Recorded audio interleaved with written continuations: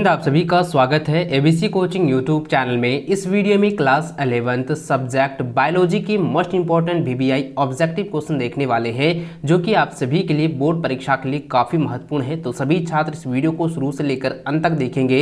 इस वीडियो में बताए गए सभी क्वेश्चन व आंसर को अपनी कॉपी में अच्छे से नोट कर लीजिए और परीक्षा से पहले इसको अच्छे से रिविजन जरूर कर लीजिएगा। चलिए बच्चों, क्वेश्चन की ओर जाने से पहले आप सभी से रिक्वेस्ट है कि वीडियो को लाइक अपने सभी दोस्तों के साथ शेयर करें। चैनल पर पहली बार आए, चैनल को सब्सक्राइब करने के साथ बेल आइकन को प्रेस जरूर कर लेंगे। तो देखिए बच्चों, सबसे पहला क्वेश्चन आप हमारे स्क्रीन पर देखें, दिया गया है कि नाइट्रोसोमोनास द्वारा अमोनिया का नाइट्रेट में परिवर्तन कहलाता है। ये काफी इजी क्वेश्चन है, तो इसका आंसर आएगा नाइट्रीकरण। ठीक है, तो ऑप्शन नंबर 20 का सटीक आंसर होगा कि अमोनिया का नाइट्रेट में परिवर्तन जो है वो नाइट्रीकरण कहलाता है। ऑप्शन 20 का सही आंसर होगा।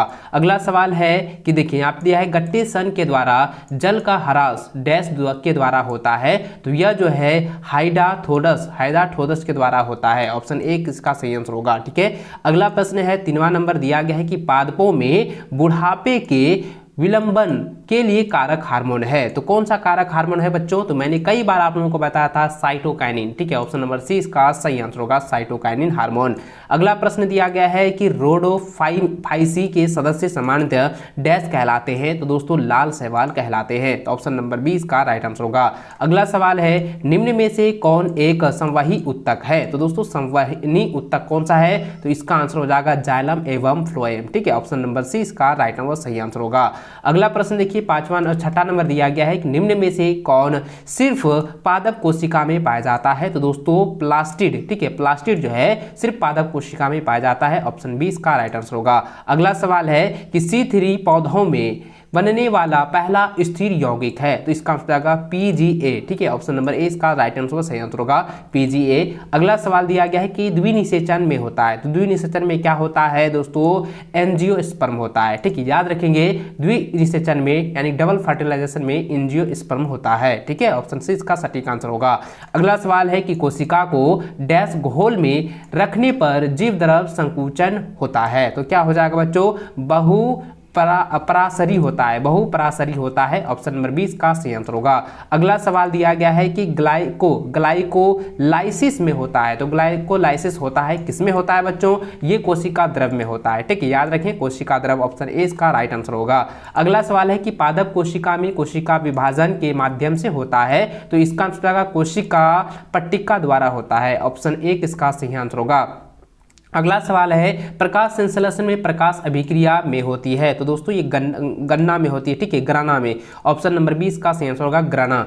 अगला प्रश्न दिया गया है 13 नंबर, कहता है कि वायवीय शोषण के लिए एक ग्लूकोज अणु से उत्पन्न ATP की कुल संख्या है। तो कितनी हो जाएगी? टोटल जो है 38 हो जाता है। ठीक है, ऑप्शन नंबर सी इसका राइट आंसर सही आंसर होगा।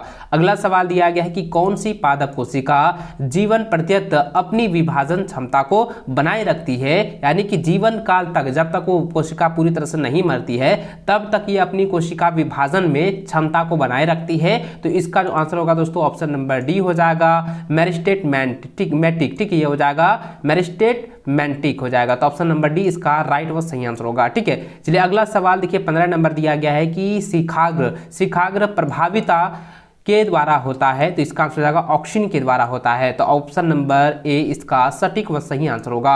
अगला सवाल 16 नंबर दिया गया है कि सूर्यमुखी का वैज्ञानिक नाम क्या है? दोस्तों कई बार एग्जाम में ये पूछा गया है और मैंने आपको इंग्लिश मीडियम वाले स्टूडेंट को मैंने पहले बताया था कि सनफ्लावर का जो है साइंटिफिक नाम क्या है। इसको आप लोग अच्छे से याद रखेंगे क्योंकि एग्जाम में आप लोग का 100% पूछा जाता है। तो बच्चों इसका जो आंसर होगा ये ऑप्शन नंबर ए हो जाएगा, हेलियनेथस एलियम। ठीक है, हेलिनेथस। ठीक है, क्या हो जाएगा? हेलियनेथस एलियस। ठीक है, एलुएस। ऑप्शन नंबर ए इसका सही आंसर होगा। अगला सवाल देखिए दोस्तों दिया गया है 17 नंबर कि मटर के बीज पत्रों की संख्या क्या होती? मटर के बीज तो आप लोगों ने देखा होगा, उसमें कितने बीज पत्र होते हैं? 2 बीज पत्र होते हैं ना। तो ऑप्शन नंबर क्या हो जाएगा? 20 का सही आंसर होगा।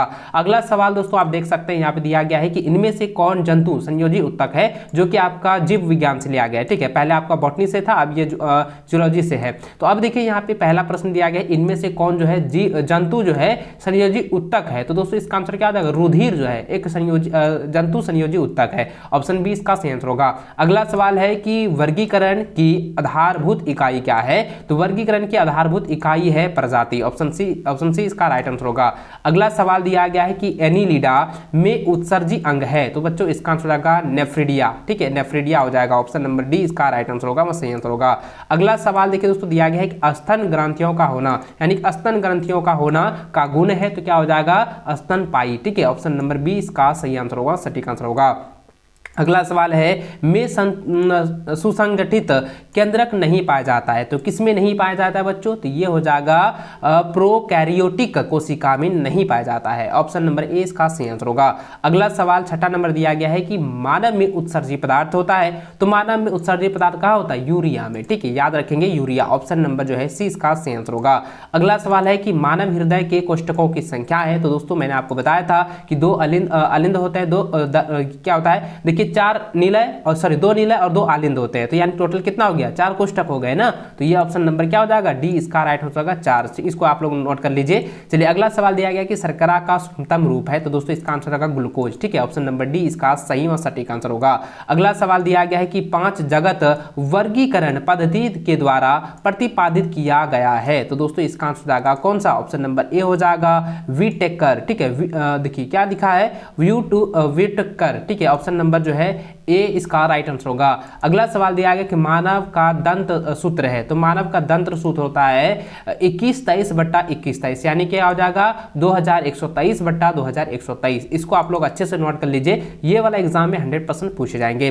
चलिए अगला सवाल दिया गया कि मानव की श्वसन वर्णक है, तो क्या हो जाएगा दोस्तों? होम्योग्लोबिन जो है ये मानव के श्वसन वर्णक में से एक है, तो ऑप्शन नंबर डी इसका राइट आंसर होगा। अगला सवाल है कि कोशिका का अर्धसूत्री विभाजन है, तो कोशिका का अर्धसूत्री विभाजन क्या होगा दोस्तों?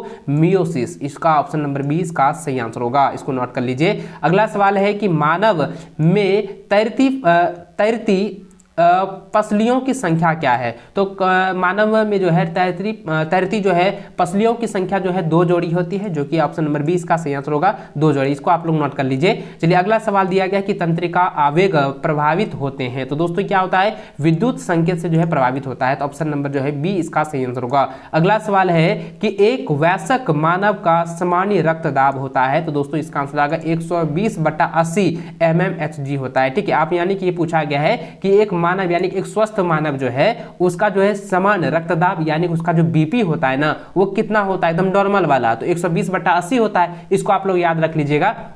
चलिए अगला सवाल देखिए दिया गया दोस्तों कि इंसुलिन के द्वारा स्रावित होता है, इंसुलिन के द्वारा जो है ये क्या होता है? अग्नाशय स्रावित होता है। ठीक है, इंसुलिन जो है अग्नाशय के द्वारा स्रावित होता है। ऑप्शन सी इसका सही आंसर होगा। अगला सवाल है कि डीएनए है, डीएनए क्या है? डीएनए जो है एक न्यूक्लिक अम्ल है, इसको आप लोग नोट कर लीजिए। ऑप्शन नंबर बी इसका सही आंसर होगा। अगला सवाल दिया गया है कि मानव आहार नाल की सबसे बड़ी ग्रंथि है, तो दोस्तों इसका आंसर होगा यकृत। यकृत जो है एक सबसे बड़ी ग्रंथि है। ठीक है, तो इस वीडियो में बताए गए सभी क्वेश्चन को आप अपनी कॉपी में अच्छे से नोट करते हुए इसको अच्छे से रिवीजन कर लीजिएगा।